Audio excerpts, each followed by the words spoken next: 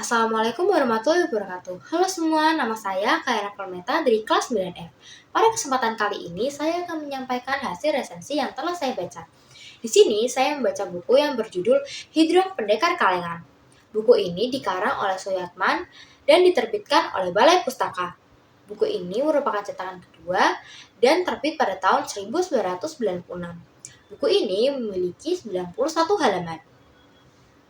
Buku bacaan remaja berjudul Hidrong Pendekar Kalengan ini bercerita tentang anak yang tinggal di desa Kapur Jaya. Desa itu terletak di pedalaman perbukitan Kapur. Dari kejauhan tampak kehijauan yang bergerombol. Salah satu dari gerombolan itu terdapat desa Kapur Jaya, tempat tinggal Hidrong. Hidrong adalah nama panggilan, bukan nama asli.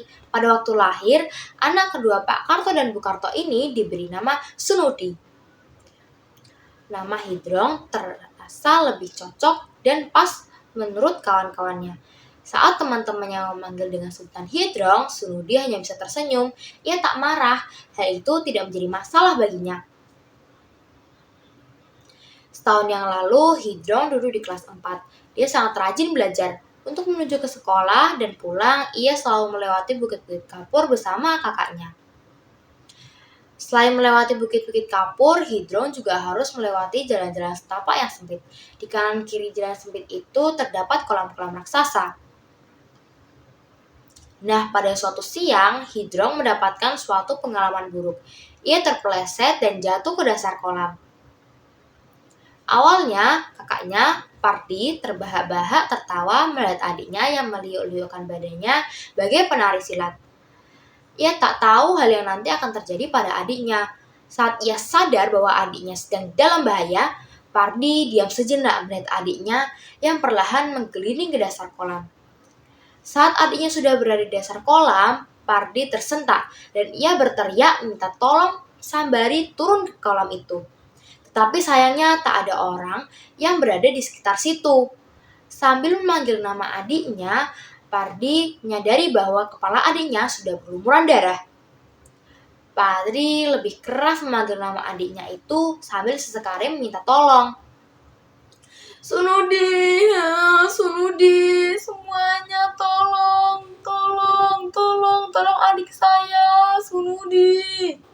Pak Kasan kebetulan sedang lewat di atas. Sayup-sayup Pak Kasan mendengar seseorang minta tolong. Dipasangnya telinga ke arah datangnya suara. Dilihatnya, Pardi sedang menangisi adiknya yang tergeletak di dasar kolam. Pak Kasan segera turun membantu Sunu dan Padri. Digendongnya Sunu oleh Pak Kasan menuju ke rumah Sunu. Saat tiba di rumah, awalnya ibu mengira Sunu sedang bergurau dengan Pak Kasan. Namun Pak Kasan membantah dengan memasang muka yang gelisah.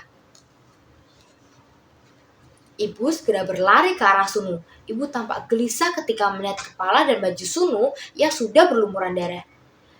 Tak menunggu waktu yang lama, orang tua Sunu membawa Sunu ke puskesmas. Saat tiba di puskesmas, dokter yang memeriksa Sunu berkata bahwa kepala dan hidung Sunu perlu dioperasi. Ibu terkejut, tetapi juga harus menerima demi kebaikan Sunu. Saat sudah selesai, Sunu beberapa hari tak masuk sekolah. Teman-temannya diberi info oleh Padri, kakak Sunu, bahwa Sunu telah mengalami sebuah kecelakaan. Teman-teman Sunu serentak mengusulkan untuk menjenguk Sunu. Ibu guru pun menyetujui usul murid-muridnya. Akhirnya saat pulang, mereka menuju rumah Sunu untuk menjenguk Sunu yang biasanya mereka sebut Hidrong.